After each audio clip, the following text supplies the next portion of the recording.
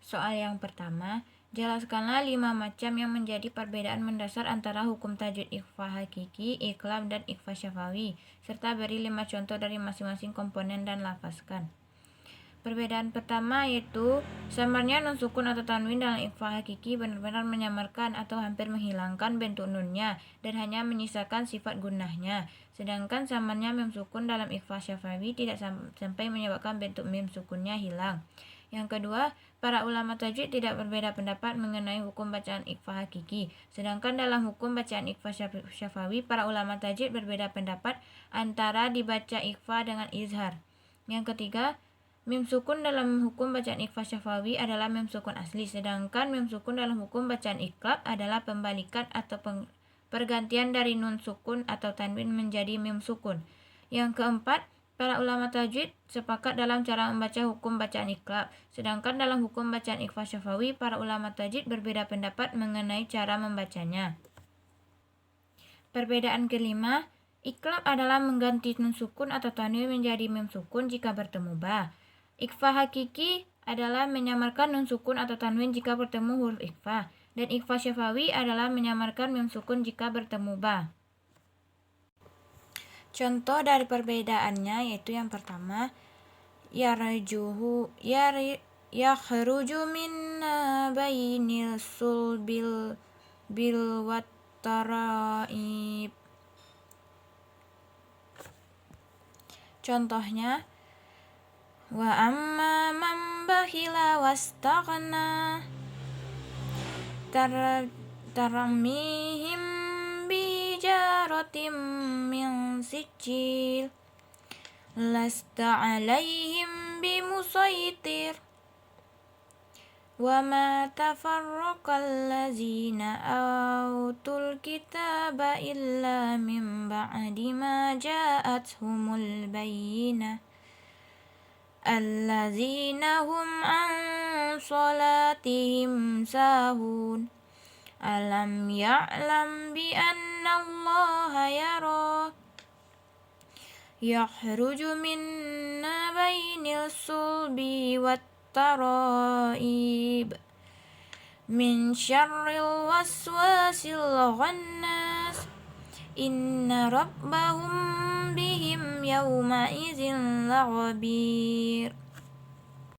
Soal kedua, jelaskanlah perbedaan antara mad lazim yang berada di tengah surat dengan mad lazim yang ada pada permulaan surat. Kemudian jelaskan perbedaan dan persamaan antara idgham mutamasilain, mutajanisain, dan mutakabirain melalui masing-masing contoh dengan lafaz yang benar. Perbedaan antara mad lazim yang berada di tengah surat dengan mad lazim yang ada pada permulaan surat.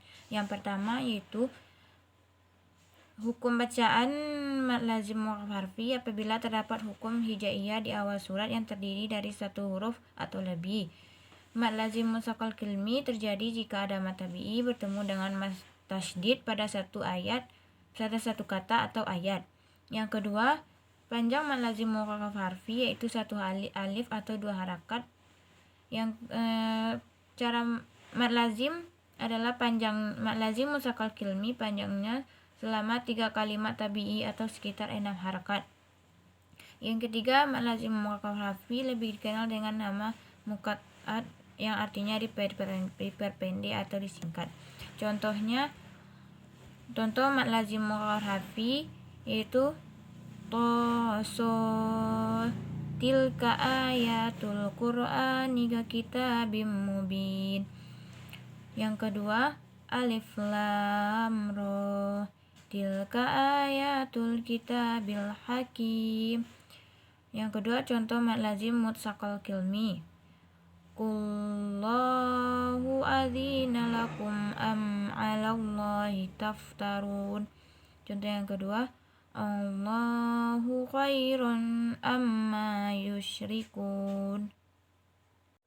Selanjutnya soal nomor 3 yaitu dari pemahaman saudara terhadap nun wasal, sakta, tahlil, imalah, dan ismam, jelaskanlah cara membaca serta lafazkanlah melalui rekaman video singkat untuk 2 contoh dari masing-masing komponen. Jawab. Yang pertama yaitu cara membaca imalah, yaitu dengan memiringkan bacaan fathah ke arah bacaan kasrah atau memiringkan bacaan alif ke arah ya. Contohnya, Wa qala rakabu fiha bismillahi majriha wa mursaha.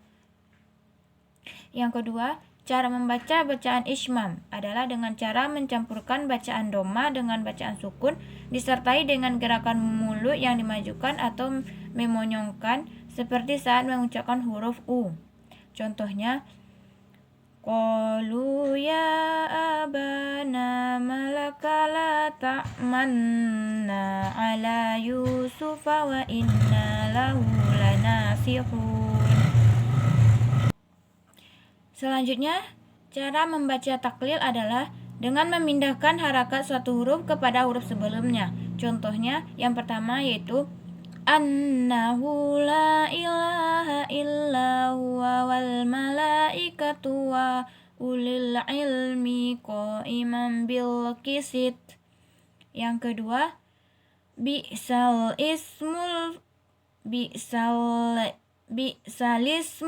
fusuku ba'dal iman. Yang keempat, cara membaca sakta adalah kita harus berhenti sejenak sekitar 2 harokat tanpa mengambil nafas.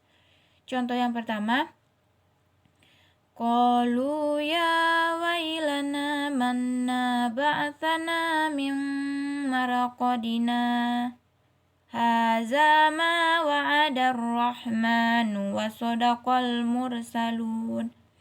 Contoh yang kedua, alhamdulillahilladzi anzala ala abdihil kitaba wa lam yaj'al lahu iwaja.